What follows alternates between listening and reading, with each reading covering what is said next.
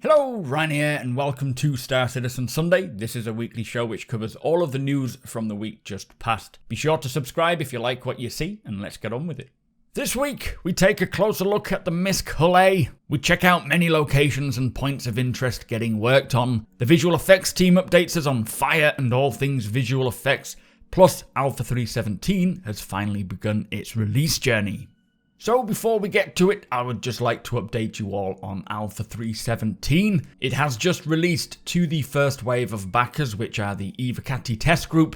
This is kind of a smallish group of players who are extremely thorough with their testing and bug reporting to the issue council, but they are also under an NDA, so they can't share anything about the patch. Now, this wave is where most of the features are still yet to get implemented. It is also at its buggiest, and many features are still being polished.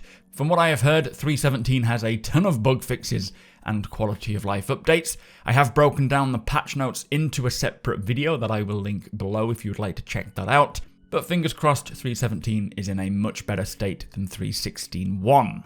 There has also only been one release for the 317 patch so far, but I will be sure to cover all the patch notes during the evocati phase so that you can keep up to date with how the rollout is going.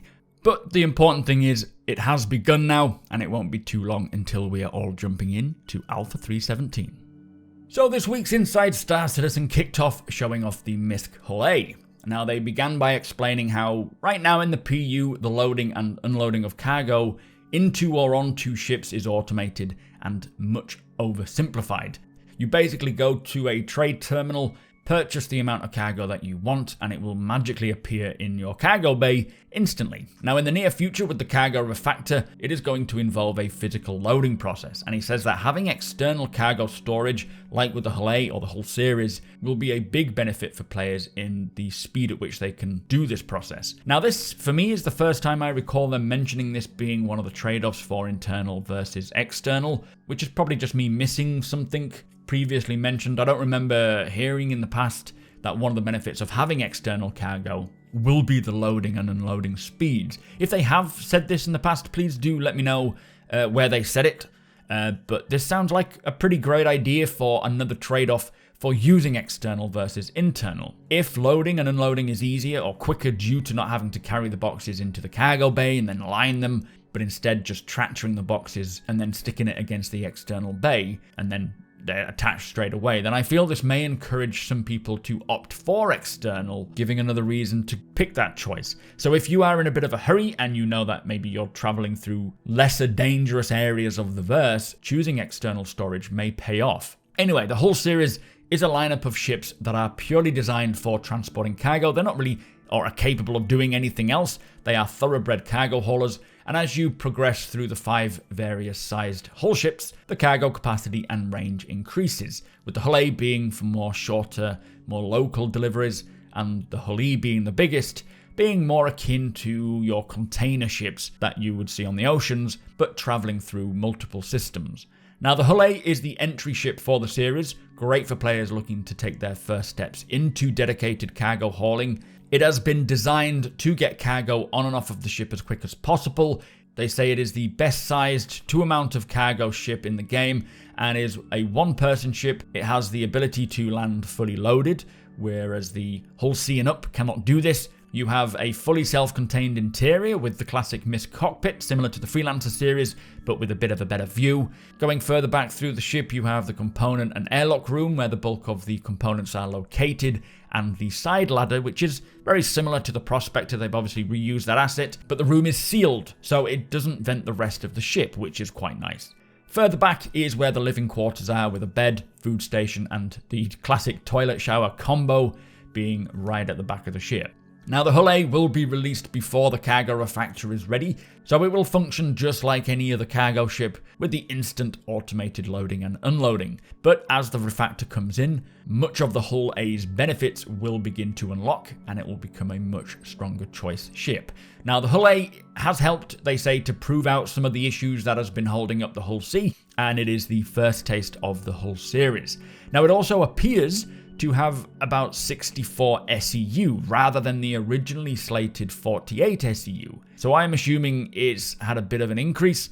but nothing has been said officially from CIG yet, so I'm expecting answers closer to its release in 3.17, maybe a Q&A when it does come out. But a great ship, which will likely become a very common sight in the Empire, and if cargo hauling is your jam, then I think this is a perfect choice for you.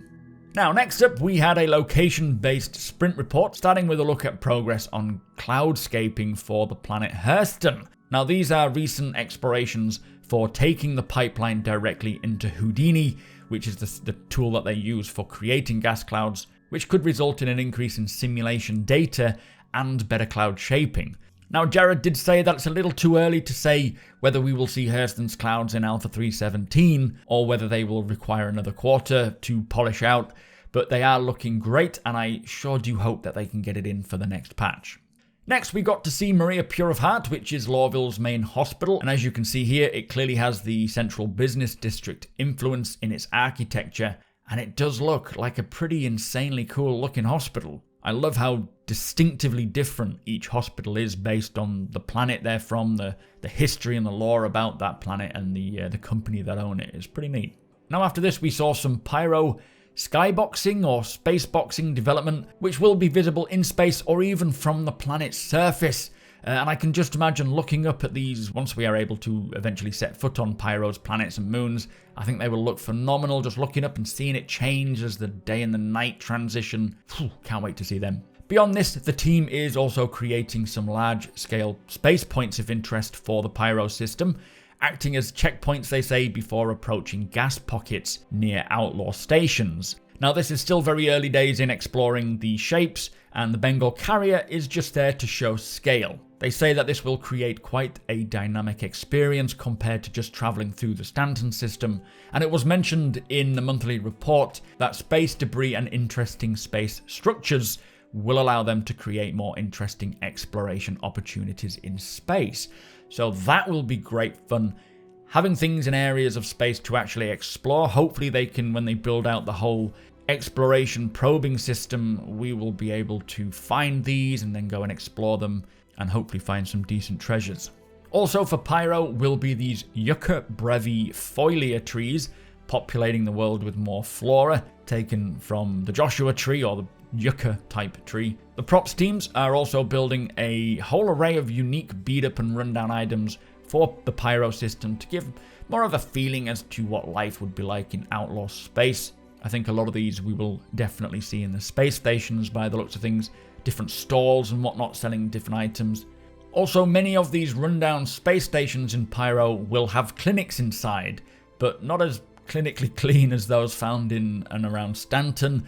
So the team are beating them up a little bit to represent that. And I love this plastic tunneling. That's a really nice touch.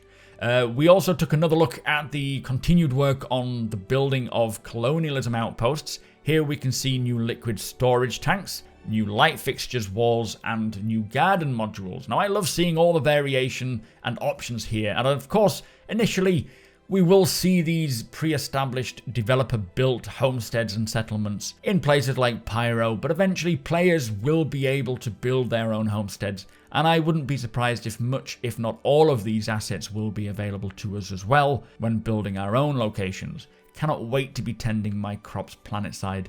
I'll have my own little garden. Perfect. Finally, we got to see the current white box exploration of some derelict outposts. Here they are identifying areas that might end up being traversal nightmares, requiring slight adjustments, but overall these derelict outposts will serve as a purpose for locations for stories and missions of the verse.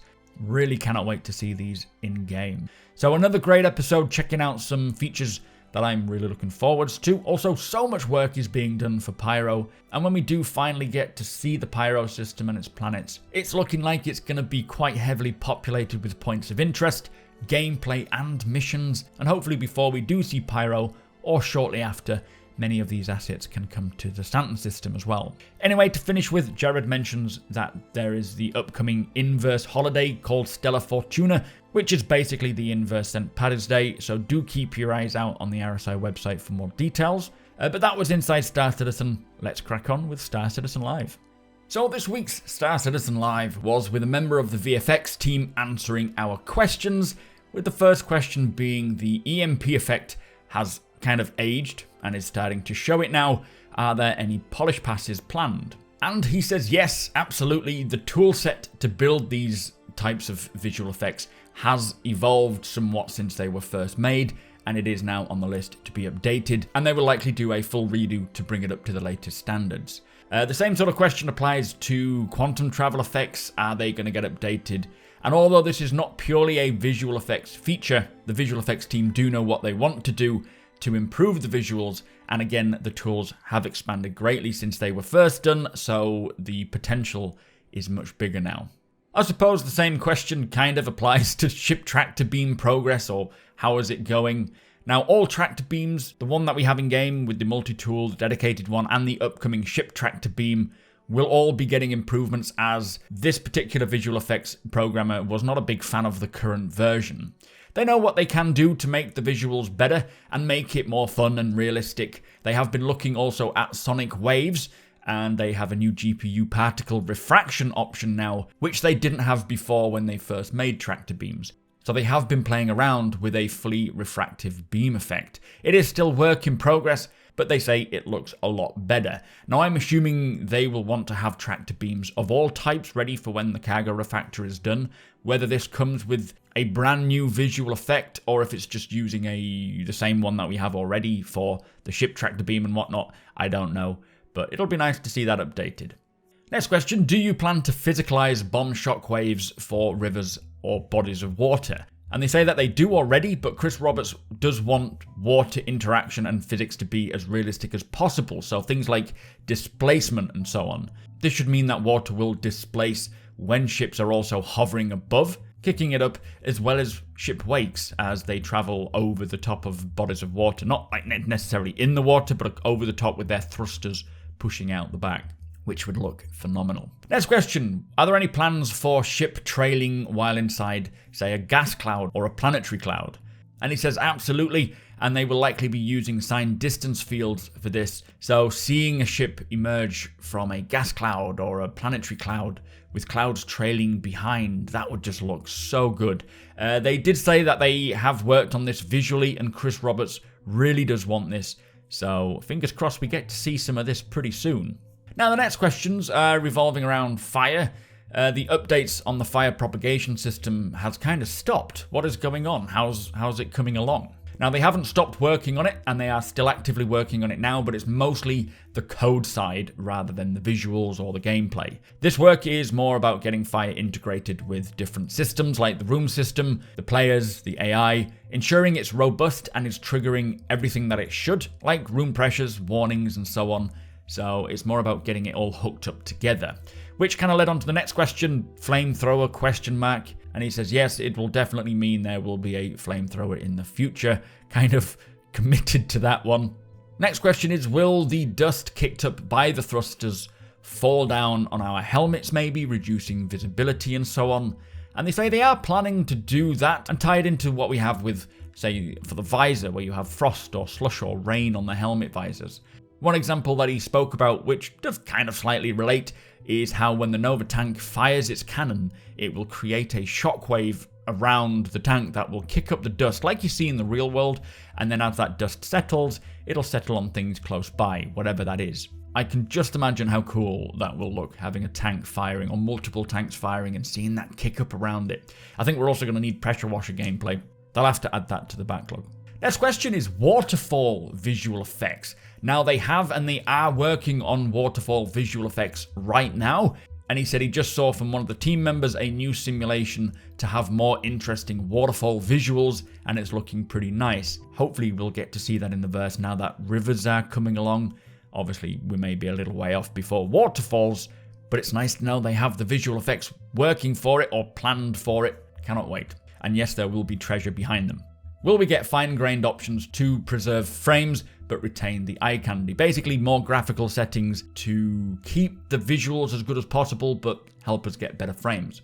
Now, he does often speak to the engine guys like Ali Brown about this, and it's something that will usually come in once the toolset is locked in. So it's a bit too early right now to bring scalable options while they are still adding new features, but they will eventually. Next question, will fire only continue to burn so long as there is fuel to fuel it? So basically, will Star Citizen's fire behave like real-world fire? Now, they said for the full systemic fire system in the PU, it is modeled on real-world fire behavior, so it does need fuel, oxygen and heat, and it will act accordingly if one of those elements are missing. If there is no fuel, for example, or if oxygen is removed, the fire will stop burning. But it won't just switch off, it will act accordingly through the visuals. They can also add infinite resources or fuel for fire, which has been asked for, but that's more applicable to, say, like a fuel pipe that will just constantly burn, maybe for like a landing location. Next question, will clothing or armor drip when the player emerges from water?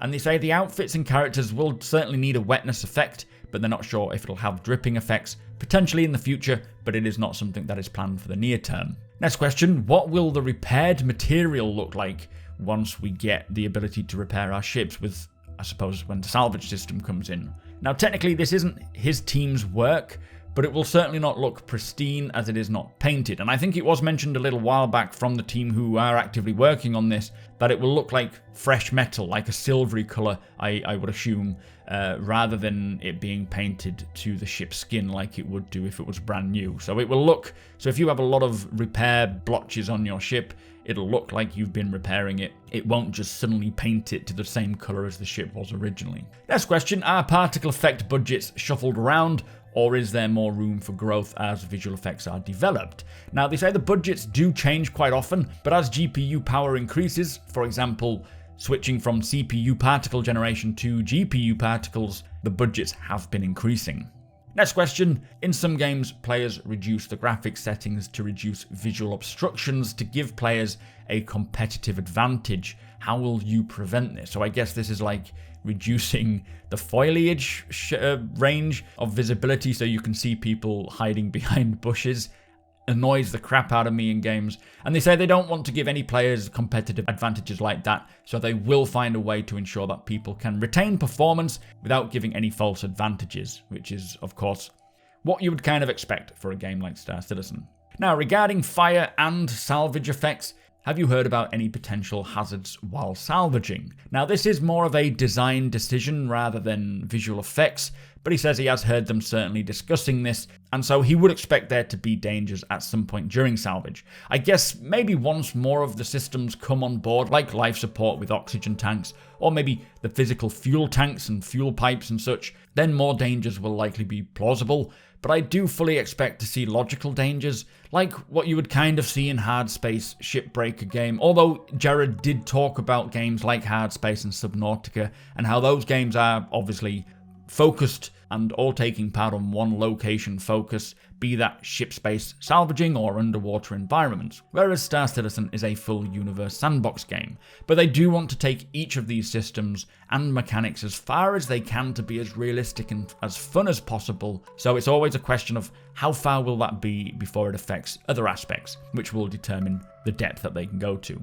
Next question, do you plan to create visual effects around ambient temperatures, like for ships and characters, like heat haze or heat waves? Now, they did have at some point on planets having like refraction where it would create a haze, but it is a pretty expensive effect. But now that they have the cheaper GPU refraction option available to them, and it will certainly be needed for when the fire hazard system comes in, so he says once it is done for the fire system, they will then explore possibilities for other areas. And I really missed that effect. I think it was when we first, or shortly after we had the moon Daymar, the desert moon, there was a really nice hazy effect that as you looked over the landscape, it would create this kind of heat haze rising up, and it looked awesome, so I do hope that they can bring that back.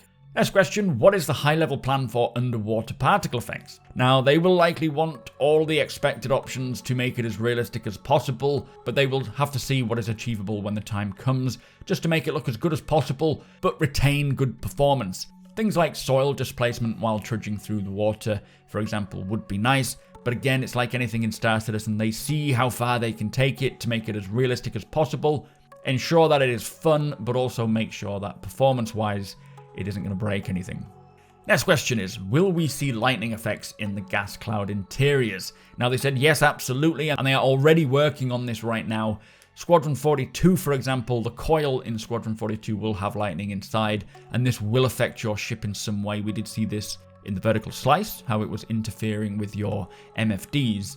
But lightning strikes will hit the player, will hit ships and vehicles, and can kill people, and they also have the ability to apply a conductive value to all materials. So that could have some pretty interesting gameplay associated with it. Maybe shielding against lightning, for example, that would be a cool option for ship armors or ship materials and player armors. Be quite interesting if you know you have to venture into a location that has lightning, you can get yourself equipped. Now, next question, what are you working on for Pyro? So what is the visual effects team working on for Pyro? And then they have done quite a lot of work on the Pyro system, like its gas clouds with lightning, for example. The planets and moons and space stations have all had some visual effects work done. Lots of work has been done already, but there is still quite a bit left to be done. And there has been no work done yet on Pyro's star, which is kind of a dying star, so it flares out. Nothing has been done on that yet. And the final question, how does effect culling work? Can objects block or redirect smoke or other effects, for example? Now, they are wanting to have smoke crawling along a ceiling, and they will likely test this with signed distance fields and other aspects, but it really depends on the effect and what is needed. They can make it do that, but it still requires a bit more work to see exactly how. Anyway, that was this week's Star Citizen Live with the VFX team. Some great updates on what is going on and what is still planned. Next week's Inside Star Citizen will be looking at looting and selling for 3.17, with some changes coming in for looting, plus an update on the medical gameplay with a look back at how it was when it originally rolled out. I think it was 3.15 that we first got the more enveloped medical systems. Also looking at some changes coming in 3.17. If you've seen my leaked patch notes video, you will know more about what these changes are, but also beyond 3.17, so what is planned for the future. Star Citizen Live for next week is still to be determined as to its guest and schedule, but the EUPU gameplay features team will be back on the 25th of March for their episode, and they will use the questions that they already previously gathered from when it was supposed to air. So really excited to see that. But next week, so far, with Inside Star Citizen, sounds like it's going to be pretty good. So also this week, there was a new portfolio post for the armor company Tia Chappie, plus Squadron 42's monthly report was released to the Spectrum. I have already covered this in its own dedicated video, which I will link in the description below, with my Persistent Universe monthly report being released early next week. I was hoping to get it out this week, but it is a beast of an update and thus taking a little longer. So that brings us to the end of the show. If you do enjoy my content, please consider subscribing and hitting that like button. Also, I am able to do this thanks to my very generous patrons and channel members. If you appreciate what I do and would like to help make it even better from as little as $1 a month, all of the links are provided below.